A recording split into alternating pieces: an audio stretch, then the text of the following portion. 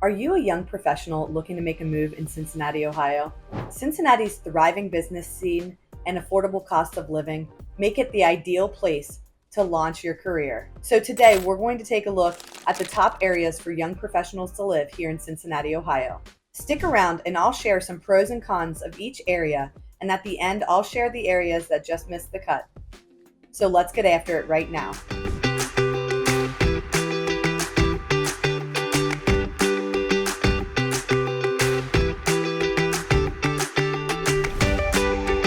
I'm Angela Evans with Cincinnati, Ohio Living. If you're new here, I'm a lifelong Cincinnati resident and I absolutely love this city. If you're thinking about making a move, whether that's in 9 days or 9 months, you can reach me at 513-951-3584. I'd love to connect and help you find the right place to call home here in the Queen City. All right, so let's get started with a little overview of the criteria used to determine where Cincinnati stands for young professionals.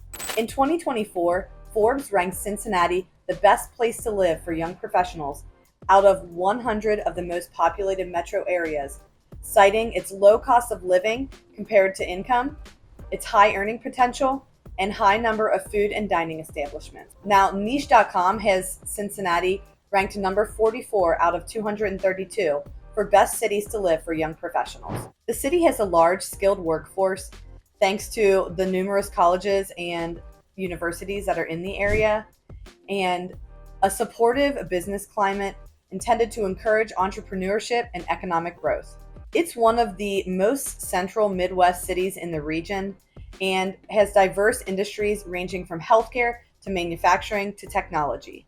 Plus, it's home to several Fortune 500 companies such as Kroger, Procter & Gamble, Cintas, Fifth Third Bank, and American Financial Group. So the factors used to determine the best areas to live in Cincinnati, Ohio, take into account 15 different metrics. We'll be referencing niche.com today to review the top 5 areas based on an overall assessment on things like the cost of living, housing grade, and the jobs. So these are just a few of the factors that were used in determining and ranking the best areas to live for young professionals here in Cincinnati. So let's jump into our countdown, starting with number 5. Hyde Park. Hyde Park is located about 5 miles northeast of downtown Cincinnati. So depending on traffic, it's about a 10-minute drive. It's 2.74 square miles and has a population of about 13,000 people. The median household income is right around $130,000, which is well over the national median income of about $75,000. 59% of residents here in Hyde Park own their own home. Median rent here in Hyde Park is going to run you about $1,300 a month. In the last 6 months, 134 homes have either been sold or are currently on the market, ranging from $205,000 to almost $3.1 million. Less than 10 of these are new construction homes, so you're not going to see a ton of new construction here in Hyde Park. The price per square foot here is about $310, and the median days on market is just 2. So typically these homes move a little faster because this is such a highly desirable area, not only for young professionals, but also for families and retirees. And it's actually ranked number 1 for the best place to raise a family in all of Cincinnati. So some of the positive aspects of living in Hyde Park are its walkability and accessibility. You're really centrally located. You are so close to tons of shopping and dining options. You have Rookwood Commons that is just around the corner pretty much. You have Kenwood Mall not far. And you're also, like I said, 10 minutes just to downtown Cincinnati. People really love being able to walk around Hyde Park Square and the surrounding neighborhoods, and it's just a really walkable place overall. One potential con of living in Hyde Park is that there is less diversity. You don't have many nightlife options. Generally, you're going to have a higher cost of living in Hyde Park. So next on our list at number 4 is Mount Auburn. Mount Auburn is located about 3 miles north of downtown Cincinnati. It's less than a square mile and has a population just under 5,000 people. The median household income here is significantly lower at just around $45,000. 77% of residents here own their own home, and the median home value is about $225,000. Median rent here is about $1,000 a month. In the last 6 months, 49 homes have ranged from $105,000 to almost $2.5 million, with almost half of these being new construction. And this puts you right around $200 per square foot. Christ Hospital is one of the larger employers in this area. One positive aspect is that this is actually rated number 2 for the most diverse neighborhood in all of Cincinnati. You have a central location and there is good public transportation access. Some of the potential cons are that it is extremely hilly, so that can make biking or walking a little more difficult. You can have a lot of traffic congestion at certain times of the day. And according to crimegrade.org and homes.com, the crime rates are a little higher in this area. All right, so next up on our list is number 3, East Walnut Hills. East Walnut Hills is a city located about 3.5 miles northeast of downtown Cincinnati. And similar to Mount Auburn, it's less than a 10-minute drive to downtown. The total population is about 4,200 people, with the median household income right around $75,000. 55% of residents own their own home, and the median home value is about $330,000. Median rent is about $1,000 a month. So the Cincinnati MLS doesn't actually separate out East Walnut Hills versus Walnut Hills. So in the last 6 months for all of Walnut Hills, 36 home prices have ranged from $110,000 to $1.6 million, which puts you right around $205 per square foot. And something unique I noticed was that more than 25 of these homes are over 100 years old. So you're likely going to get a lot of character from these older homes. One of the features that people absolutely love about East Walnut Hills is the Woodburn Corridor, which has tons of dining options and specialty stores. And niche.com ranked East Walnut Hills number 1 out of 42 for the best neighborhood to live within the city limits. There are 42 total neighborhoods located within Cincinnati. Like a lot of places, you can face some parking challenges here and also just some traffic congestion depending on the time of day. And since you're going to see a good amount of older homes here, that can also be sometimes a con, just depending on what you're dealing with in the home, and that's just something to consider when you're looking to buy. Do you want to dive a little deeper into some of these areas? Go ahead and book a Zoom call today with me. You can find that link in the description box below. I'd love to connect with you and see what you're looking for and answer any questions that you may have. All right, let's get back to it. All right, so coming in at number 2 is Mount Adams. Mount Adams is located just east on the top of the hill next to downtown Cincinnati. It's one of the 7 hills of Cincinnati, along with Mount Auburn and Walnut Hills. It has a total population of about 1,600 people, and the median household income is right around $102,000. Only about 33% of the population owns their home here, and that's probably because the median home value is about $636,000. Median rent is going to be a little higher here. You're right around $1,500 a month. Mount Adams is really an iconic place here in Cincinnati, from the colorful row houses to the large church up on the hill. You have price tags up to the millions, which typically these homes have river and city views that are just absolutely breathtaking. And renters, like I said, make up the majority of the market here in Mount Adams. So in the last 6 months, 26 home prices have ranged from about $388,000 up to almost $4 million. So this puts you right around $305 per square foot. Obviously, some of the pros, like I mentioned, are that it has some breathtaking views of the city skyline and river. It has super easy accessibility to downtown Cincinnati, and you have a ton of nightlife options.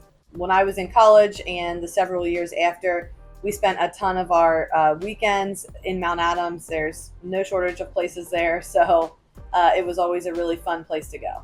So one other thing that you might or might not consider a positive aspect is that a lot of Cincinnati elites, like professional sports players, have or do call Mount Adams home.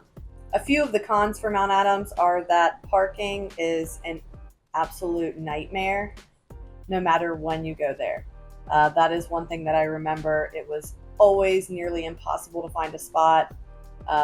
Forget it if you can't parallel park. Luckily, I can parallel park really well. So if I found a tiny little spot, I could squeeze in there. But there is like a parking garage up there, but as far as other parking goes, it is slim pickings. And if you really don't want nightlife options, it can be louder on the nights and the weekends. And so that might be an aspect that you don't love about it. That's something to consider if you're an early bird and not a night owl. All right, so number one on our list for best place to live for young professionals here in Cincinnati is downtown. What I'm calling downtown, I'm including Over the Rhine, the Central Business District, and Pendleton. So Pendleton is kind of tucked away from the action. It offers low-key entertainment with historic charm.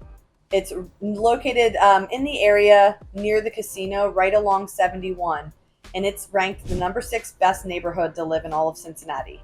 Over the Rhine, or OTR, as most people here call it, has a ton of nightlife, shopping, theater, and more. From day to night, Over the Rhine has it all, and it's ranked number 10 for the best places to live in all of Cincinnati. And then you have downtown, which is like the central business district around Fountain Square, and the Banks area, which is right along the river. The Banks is an area that has really seen a transformation in the last 15-20 years, with new stadiums being constructed and apartment living at the Banks, along with a ton of restaurant options down there. Plus the really amazing Smale Riverfront Park. Really, all of downtown has seen a transformation in the last 20 years or so.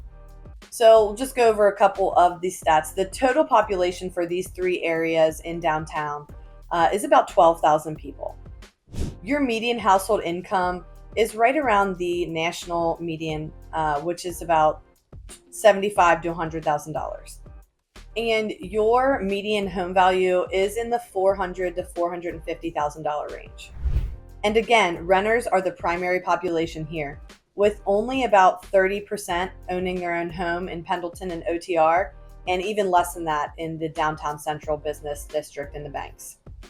Now, rent in Pendleton and OTR is going to be about $1,200 a month, and the Banks and Central Business District is going to be a little higher at about $1,700, $1,800 a month.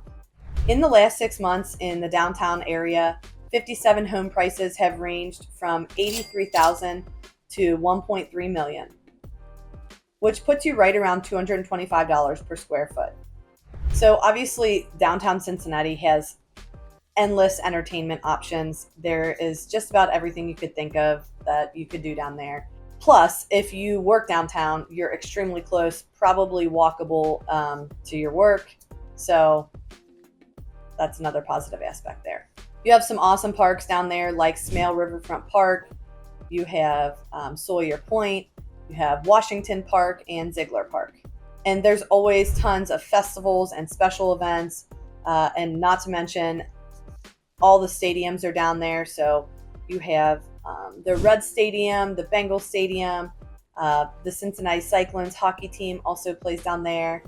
And then you have the FC Cincinnati Stadium. So there's always going to be a ton of sporting event options for you down there, whether you want to go to the game or just go to a local restaurant to hang out during the game. Plus, you're also going to be walkable to areas like Findlay Market, which is Ohio's longest and oldest public market, and it's just a really great place to shop for local items.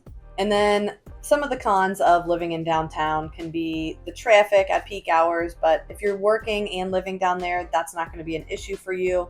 But if you need to get somewhere other than downtown at those peak hours, that's obviously going to be kind of an issue. And some parts of the downtown area do have higher crime rates, and a few of them can have higher costs of living, like the area at the Banks.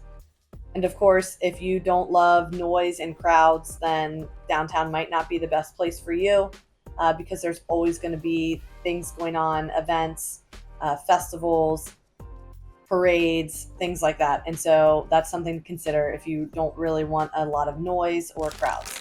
All right, so a few of our areas that just missed the cut: Oakley, Walnut Hills, Clifton, Mount Lookout, North Side, Pleasant Ridge, and Columbia Tusculum. While all of these areas really have a lot to offer to young professionals, I think one of the most popular areas right now is Oakley. It has really undergone a major transformation in the last several years, and there are endless shopping, dining, and entertainment options. You can find out more about Oakley by watching my video, and I'll link to that in the description box below. So there you have it, the top places to live for young professionals here in Cincinnati, Ohio in 2024. Do you think I missed any really great areas for young professionals to live? Go ahead and drop a comment below and let us know what area you think I missed and why. I'd love to hear from you. So overall, Cincinnati is a great place to live, not only for young professionals, but there are several areas that are also rated great for families and retirees. So if you're thinking about making a move or want to know more about the Cincinnati area, go ahead and reach out using my contact information in the description box below. Thanks for watching today.